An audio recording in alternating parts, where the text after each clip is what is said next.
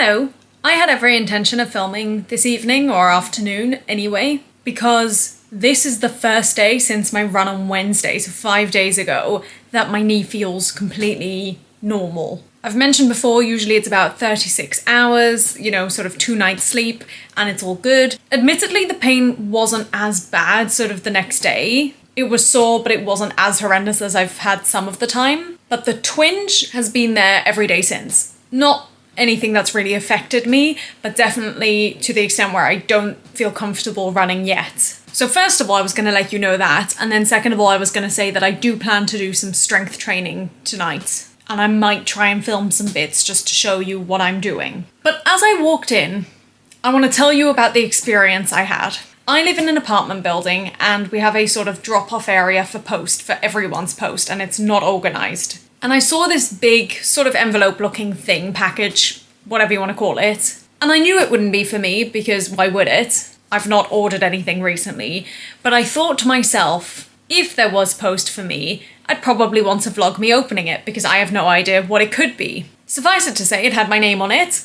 And I was like, oh, okay, I wonder what this is going to be. I will record my reaction to it.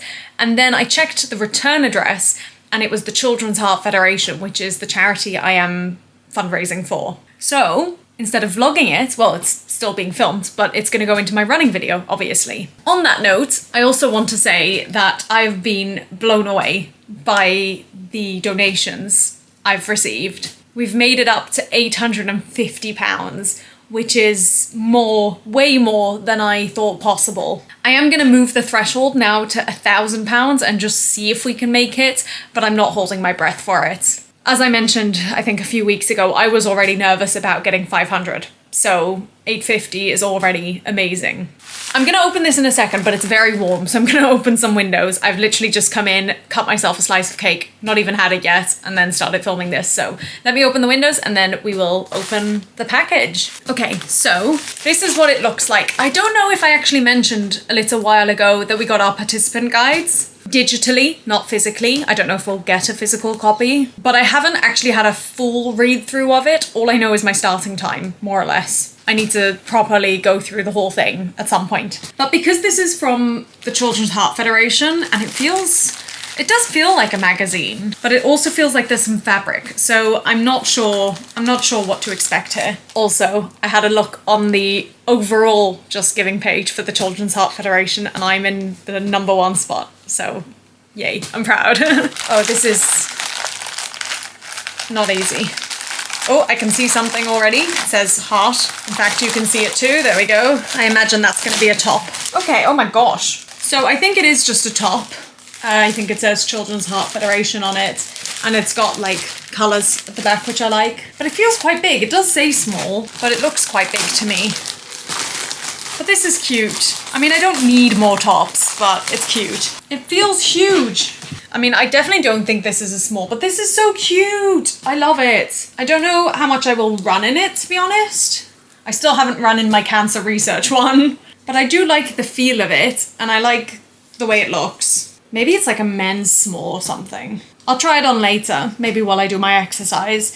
But I'm really happy with that. That is cute. Right, I'm going to eat my cake, relax a little bit because I've just come in from work, and then I will do some exercise a bit later on and inform you how that goes. Yay! Right, I've tried it on. It's still fresh from, the box. I feel like you should usually wash clothes before you wear them, but I'm at home. I'm gonna shower after this. This will go in the wash after this, so why not? It is slightly oversized, but I think it's meant to be like that, and actually I quite like the cut as is. It's also not as see-through as I was worried it might be because it's white. And I like the way it looks and I like the way it feels. So I am happy about that.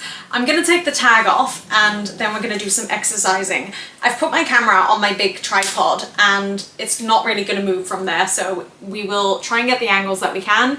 But if there are certain things we can't get, I'm sorry. Also, yes, the flat is a little messy. It is permanently a little messy. We don't live perfectionist lives. Before I do actual strength training and other stretches and things, I'm gonna start by showing you what I've been doing for my ITBS, sort of what exercises I found that the internet tells me will help. And I've just realised I might need to move the camera down a little bit just so you can see my legs. That'll do. I mean, you can't really see my face, but that's okay. So one of the ones that came up a lot was where you cross your legs and you stretch, but I can never remember which leg needs to be behind and which one needs to be in front. So I do it both ways, and that way I can be sure that I've covered all bases. So we've crossed our legs. I'm kind of trying to squeeze my glutes together so that they're close. I don't always do this with shoes on, but I'm keeping them on because I'm sure, do lots of other things. And then we literally just do a side stretch, and then we're gonna do that both ways. I'm not gonna keep talking the whole time because I wanna listen to my music, but yeah, basically hold this for, it's probably meant to be a certain amount of time, but I just do it based on feel. To be honest, in this pose, I can't actually feel it do much, but you just gotta trust the process, right? So then from here, I go down to the floor, and you're meant to like bend your knees a little bit if you're not very loosey-goosey. I don't know where I'm at now. Usually I can do it with straight legs, but sometimes I actually feel like the stretch is deeper if I bend my legs. So we're gonna start with bent legs and see how we feel. Now, before I got on to my next move, one thing that always happens when I start exercising is I realize how sore and stiff my back is. So my favorite exercise for like relieving back pain is just sort of feet hip width apart, kind of. I'm not a professional, please don't follow my advice, follow like actual people's, but this is what I do. Hands up sort of to chest area, and then we just twist. And I'm gonna keep the music paused so you can hear my back cracking because it happens a lot. Feels good though. Right, next move is slightly wider. We're gonna go down to the floor, again bend your knees if you need to. I always like to do a few swings, I just like doing swings again for my back. And then we go over to a leg. Now I've added, this wasn't said anywhere on the internet, but I've added a twist, and then same on the other side. Let's go. Right, the rest is mostly floor stuff. So let me lie down and see if you can see me. I can see me, I can see me. Okay, once again, you can't really see me, but that's okay. Now, I usually do just go straight into the exercises for my knee, but since we're in this position and since I have a bad back, we're gonna do the very typical spine twist. Write it in ink or in blood, it's the same either way. Right, the next ones I do lying down. By the way, do you see how little space I have? It is a struggle trying to do exercise in here. So I need to remember now. I start off by lying down and then grabbing a knee, bringing it over, and then also sort of twisting my spine. Do that with both sides. And then again, another one that I've added that I don't need to do is the glute bridge sort of one. Make sure that your thing is up, flexed, so that you don't hurt your knee. Don't really know why it works, but it does. I'm gonna do those two and then we will come back. I'm gonna come over this way for the next ones. Basically, you lean or lie on your side. Well, maybe I'll show you actually this way, even though I won't actually do it this way because there's no space. This leg you want to have outstretched and you sort of raise, keep it stretched the whole time. And also there's this one, which I actually don't think I've done the last few times. This one comes up all the time, just basically do that however many times. So I'm going to do that on both sides, and then also the leg one. And then the one that I only do if I feel like I've got the strength for it is a side plank, and then with the extension of the leg up if I feel like I can do either of those things. Once again, I'm gonna smash through those and then we'll see you with the next one. Okay, I think I've done everything. The final one is glute bridges, where basically you lie down, you lift your pelvis up, and you do that a bunch of times, and then you extend one leg and do it again a bunch of times, and then same on the other leg. I'm gonna carry on with that, and then I'm done, I think, for this section. Yay! Okay, I've done that. I did way more glute bridges than I normally do, and I'm tired.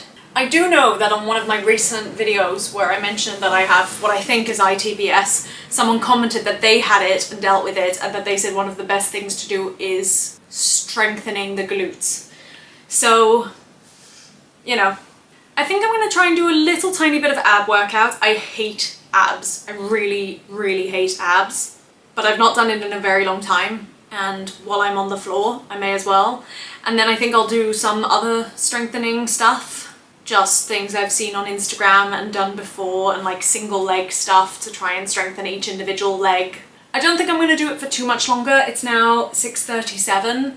according to my camera, I've already been filming for 21 minutes. Obviously it was a bit slower today because of explanations, but I reckon I'll maybe go till like 50 or something. 13 minutes, maybe more, we'll see. But, oh, my camera's gonna die, so I will catch you later. Yay!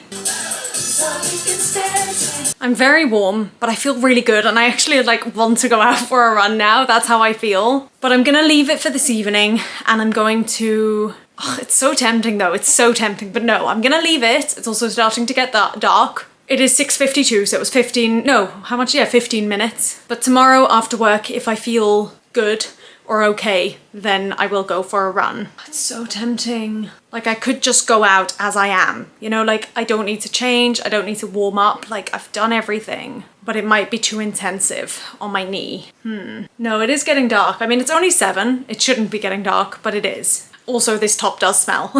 I don't even think it's because of me, I think it's just because I didn't wash it before wearing it, and obviously now I have also sweat. So let's shower, let's change, and then we will see how we feel tomorrow. One thing I forgot to mention is basically all over Instagram and stuff, people say instead of having gels to have sweets.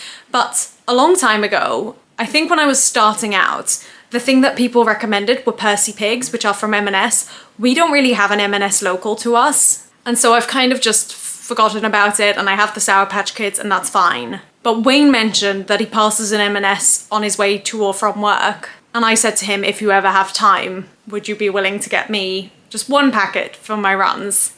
And he did, and it's taken a lot of self-restraint to not go into the bag already, but no, they are only for runs until the run is over. But that's definitely another motivator to get me out running. Although I don't think the motivation's the problem at the moment. You know, with 3 weeks to go, I feel actually less. I feel the motivation, it's my knee that I'm annoyed at. And I kind of feel like that's gonna be how I look back on this training block and the half marathon. No matter how I do, I'm annoyed that I've put myself in a position of A, an injury full stop, but B, an injury that's then prevented me from training as much as I would have liked. But we do what we can. If we can make it to race day and get over the finish line, that's the main thing. I am now going to shower, and I will see you hopefully tomorrow. That's the hope, the plan. We shall see. Hello, I've just got home from work. It's a bit earlier than usual, which is nice, but I'm not particularly motivated to go for a run. It is grey out, which is good, although it is a bit humid. It's not crazy, but it's definitely there.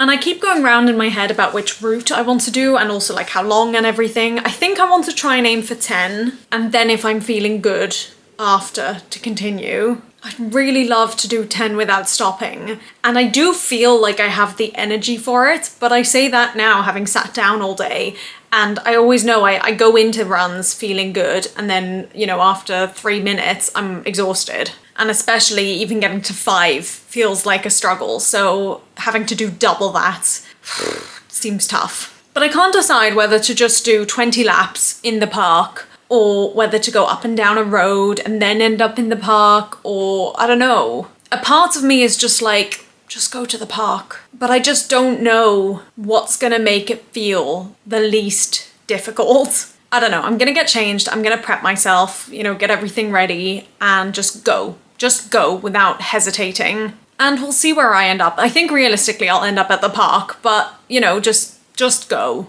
Let my feet lead the way. Okay, it is currently 5:12. I will let you know when I'm ready to go. Okay, it's 5:28. I feel warm. I'm gonna have one of these sugar tablets. I've had some water as well. I've got the Percy Pigs and Sour Patch Kids with me. As I said, I'm aiming to do at least 10, but I am also gonna try and listen to my knee where possible. Let's go. I will see you after. Hello. I set out to do 10 kilometers today, attempting to run 10 kilometers without stopping if I was able to. I ended up doing a half marathon. Yes. Good morning. It's the next day, and we have some things to chat about. Obviously, by the time I got home last night, it was reasonably late, and Wayne was home and we were eating, and then it was more or less straight to bed, so didn't have a chance to record anything then. But we're here now. I think I filmed sort of as I walked in, just the fact that I was overwhelmed and emotional to have done a half marathon. Like, I just did a half marathon after work. That's mental. And I got to the final few hundred meters And especially the last 100, like I was going faster than I'd done anything else, I think.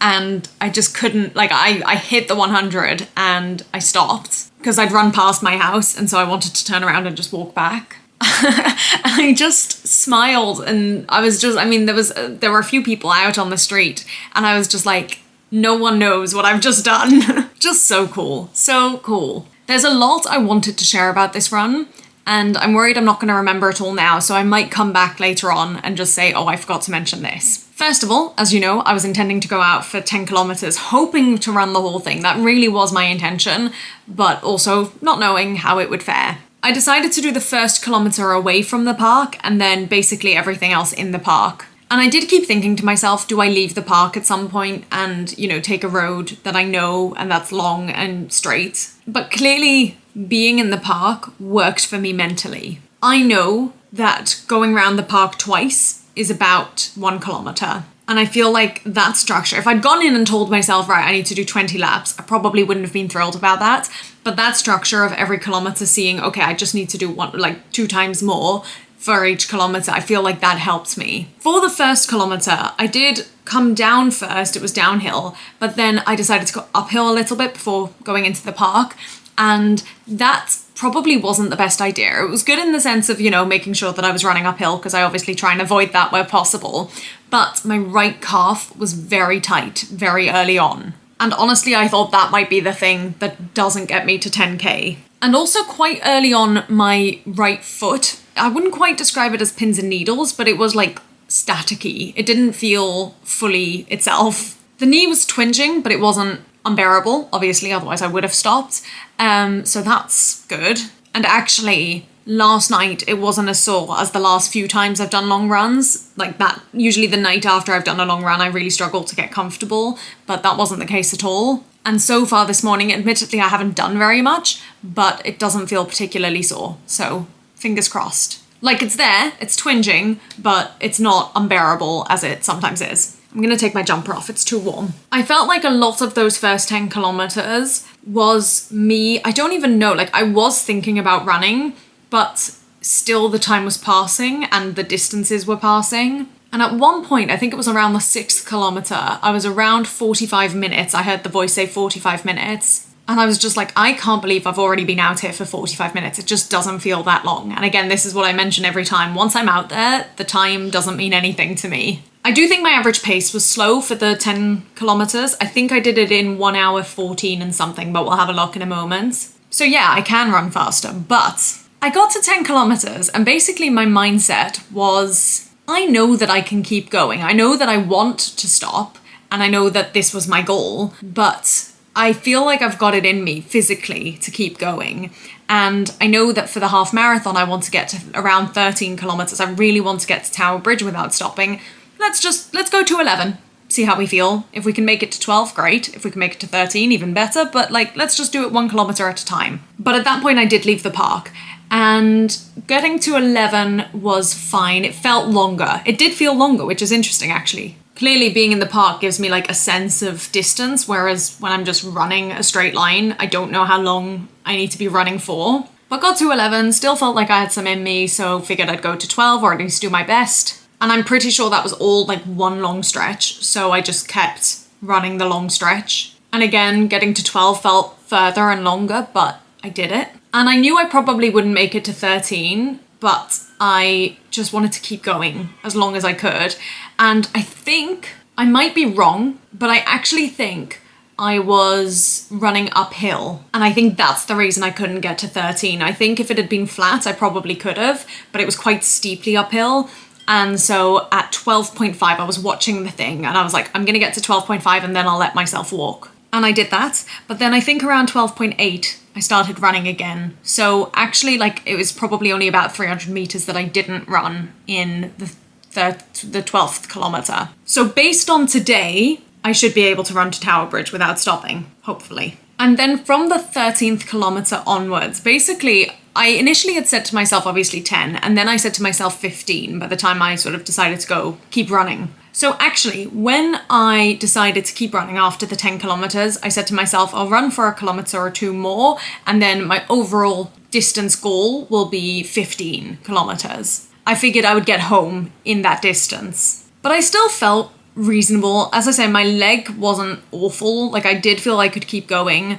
It was getting darker, but it wasn't, too dark yet. The roads were still busy. I didn't feel nervous about being out. I was on a main road as well. And so what I want you to imagine is my route home, theoretically, was a straight line from 13 kilometers. And if I'd gone down straight, I probably would have been home around 15, maybe 16. But instead what I did was I went up and down every single side road, and that more or less got me to the half marathon distance, which is mental that worked. But from the 13th kilometer onwards, I forced myself to run at least 400 meters of every kilometer. Some were more, some were only exactly 400, but I looked at my app and made sure that I hit at least that distance of running each time. And again, it wasn't super fast, but I just really wanted to not get away with only walking and like tiny spurts of running. And I did. And actually for most kilometers, I did more than 400 meters. And that feels really good.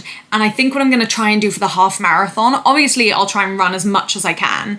But what I think I want to try and do once I get to the point of, okay, I need to stop and walk now, is to run at least half of every kilometer. So 500 meters. That should be doable. That's mostly what I did yesterday. Also, tried something new for the first time yesterday, which was to eat while running, without stopping to walk, and also trying to drink while running. Eating while running mostly worked. It was a little bit awkward, like trying to hold everything, but it did work, and it kind of distracted me from the distance. And the Percy Pigs was such a win. I took 2 at 5 kilometers, 1 at 10, and 1, I think, around 16 kilometers. Drinking while running was hard. I didn't feel like it quenched the thirst. I had to take like half a sip, and that was it, because it was just, I was struggling. But I'm glad I gave it a go. I'm glad I've sort of practiced that as an attempt. I didn't feel I had enough water with me, but I also obviously did a much longer distance than what I was expecting. But what's really awesome is by the time I finished and by the time I got home, I actually didn't feel completely knackered. Like, after some runs, I am exhausted. And yeah, my legs were very shaky and I was feeling a bit shaky, but I didn't feel dead. I felt like I probably could have pushed myself to keep going. And that's really cool. So yeah, I'm blown away by the fact that after work, I just casually did a half marathon. That's mental. And I'm so glad I did it. And it was under 3 hours. So like, I'm theoretically feeling really good about the actual half marathon. A small part of me is annoyed that it's happened now, because I've now still got 2.5 weeks until the half marathon, and I'm not sure I'm going to be able to keep it up. If my leg feels okay, I would love to run again this week, but I don't really have any time. Because I'm not going to run today, obviously. I need to try and rest and recover. Tomorrow I'm working 2 jobs and I'm going from one to the other. So unless I go after work, but I think I finish at 9. So by the time I'm home, it's 9:30. I don't think that's going to happen. Friday it's Shabbat, Saturday it's Shabbat, and then Sunday I'm again working 2 jobs. So doesn't seem likely. But I think my plan then for next week, maybe Monday after work, is to try and do 13 without stopping, but then stop at 13. Like, I don't want to be pushing myself too much anymore. Anyway, I've been chatting for a long time about thoughts and feelings. Let's have a look at the actual stuff. I've not looked at this because I wanted to keep it a surprise. Okay, so I did 21.15 kilometers in 2 hours and 53 minutes and 41 seconds with an average tempo of 8:13, which actually I think is the same as my 20k. Yeah, exactly the same. Awesome. Okay, that again also gives me a really good idea. I've got a lot of medals. I'm excited to see these. Oh my gosh. So I had my fastest half marathon, obviously. I had my fastest 20k. I had my fastest 10 mile. I had my fastest 15k and my fastest 10k, which is actually my second fastest 10k because my one at the actual London Winter Run was faster. I mean, this is just insane. That's the breakdown of all the kilometers. There's so many there. So yeah, my average across the 5, actually until, wow, this is amazing. I'm so consistent. From 1 to 12, my average is around 7:30, and it's really quite consistent. 7:26, 21, 39, 28, 30, 26, 22, 37, 32, 19, 24, 41. Like, that's really quite consistent. My 13th was 8:41, which is interesting. I don't remember running sort of that much in my 13th, but I guess I did. And then the next ones are all in the 9s, but not terrible. And my last 0.1 is 7:39. And there's the other graph. I don't know what all those dips are in the beginning, because that's not true. I didn't stop. but I don't know. I am so unbelievably proud of myself. This run far exceeded many expectations. And again, I feel like it's what I mentioned in the last video of if you don't let something be a block to you, in the way that if I'd said last night I'm gonna do a half marathon, I definitely wouldn't have gone out, or at least would have wanted to stop earlier, would have wanted to stop running earlier. But I think by not thinking about that and just saying, right, 1 kilometer at a time, and I'm just gonna get out there and do what I can, and pushing myself once I'm out there, that's what made this possible. It's just so cool to see that I am capable of this. Just mental. Mental. So I am going to try and rest, recover, do some stretches today, and then we will see where we go from here. But wow, maybe the strength training on Monday helped. Maybe that made me stronger. I don't know. The running did feel easier. I didn't feel the problems with my heart that I usually feel. I did go slower, but that's okay. I really did feel like it wasn't a struggle to keep pushing. Mentally, it was a struggle, and obviously my knee was twinging and my right foot did feel sort of funny and my calf was a little bit sore, but I didn't feel like my legs were giving out on me. I didn't feel like my heart and lungs were giving out on me, and that made it a lot easier for me to say, right, I'm just going to keep going because I have no reason to stop, no good reason. Okay, I'm just very happy. This feels massive to me. This is insane.